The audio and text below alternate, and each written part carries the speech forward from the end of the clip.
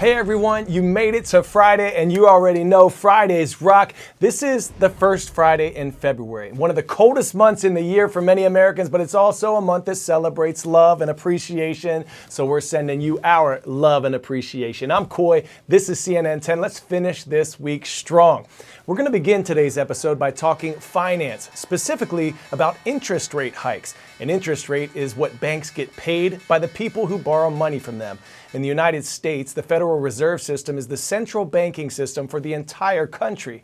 It was created on December 23, 1913, with the enactment of the Federal Reserve Act as a way to protect against future financial crises.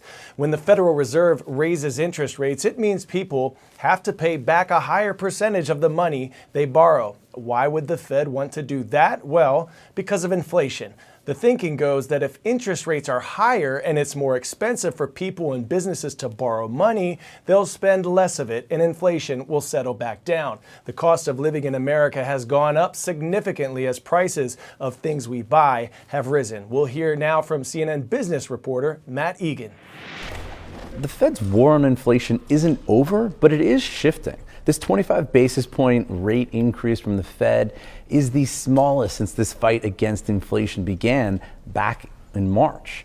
Now, the Fed is still trying to slow this economy down, to knock inflation down, but it's gone from slamming the brakes on the economy to tapping the brakes. And that is an important shift because it lowers the risk that the Fed ends up causing an accident, either in financial markets or in the real economy or in both. Ed, the Fed is changing its tune on inflation a bit. The statement says that inflation remains elevated, but it also concedes that it has eased. Okay. Did you know tsunamis can travel thousands of miles at speeds up to 500 miles per hour? A tsunami is a series of waves usually caused by an underwater event like an earthquake or a volcanic eruption, and they can cause serious damage to communities that are hit by them. More than 700 million people live in coastal areas that could be exposed to tsunamis, so imagine how powerful it would be if we could predict them. We're traveling to Tonga, a Polynesian country that's part of an archipelago of islands, to hear about the work of the folks at the Tonga Geological Society who are studying the ocean floor to get a better sense of what causes tsunamis.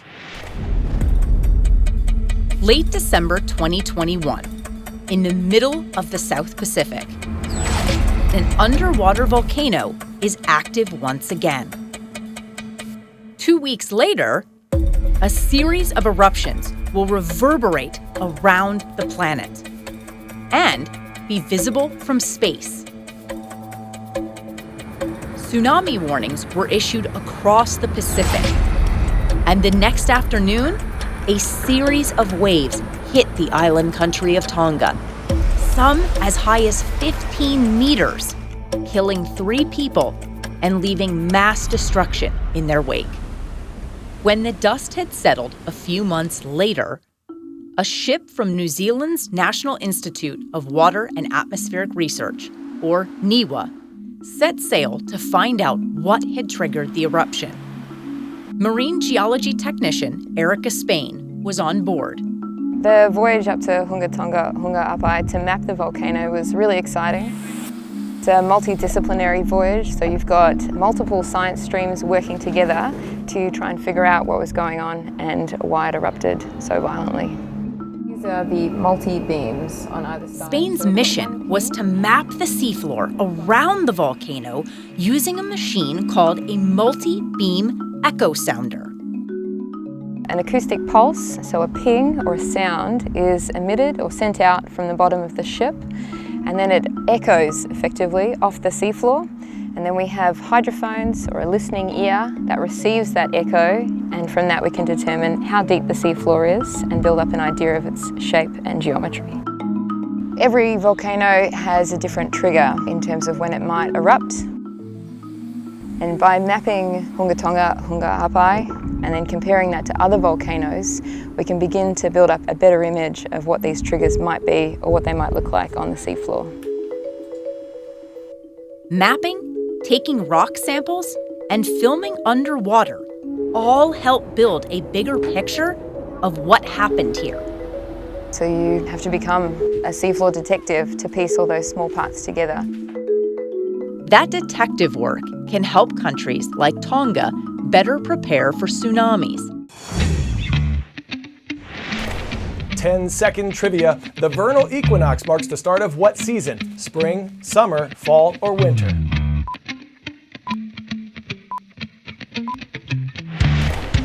Happening on March 20th this year, the vernal equinox marks the start of spring. Bye-bye, wintertime.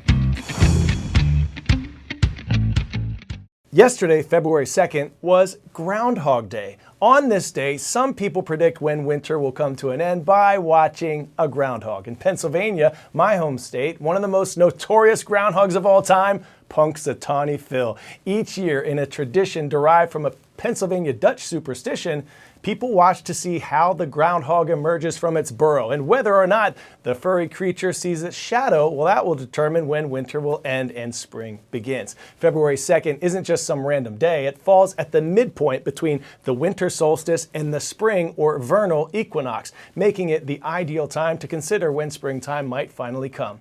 We're going to meet up with one of our in-house experts now to break it all down and find out what Punxsutawney Phil had in store for us this time. All right, the forecast and the hat you've all been waiting for. We're here with friend of the show, CNN meteorologist Allison Chinchar, and here it is. Punxsutawney Phil officially predicts 6 more weeks of winter after seeing a shadow Thursday morning. That's right. Now, the legend goes, if the groundhog sees his shadow, which he did this morning, we will have 6 more weeks of winter. But if there had not been a shadow, spring would actually arrive early. Now, scientifically speaking, winter will officially come to an end on the equinox on March 20th, regardless of what Phil predicts.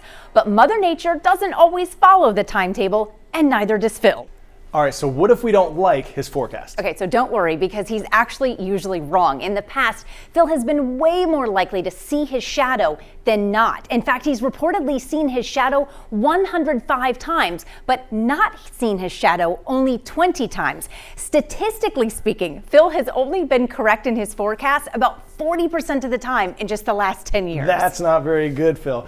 All right, the interesting thing here is also that Phil's not the only forecasting groundhog. In fact, there are many others just like him. He has competitors in states like Georgia, New York, Illinois, Wisconsin, Ohio, and some states, they're not even groundhogs. They have nutrias, they have possums, they have ducks, and a lobster? I'm not sure how you'd see that shadow. Not so much. Now, some of the more colorful names include Pierre C. Chadeau of Louisiana, General Beauregard Lee of Georgia, and Staten Island Chuck from New York, just to name a few. And ultimately, quite what this means is if you don't like Phil's forecast, chances are you'll like one of the other forecasters' forecast just as well.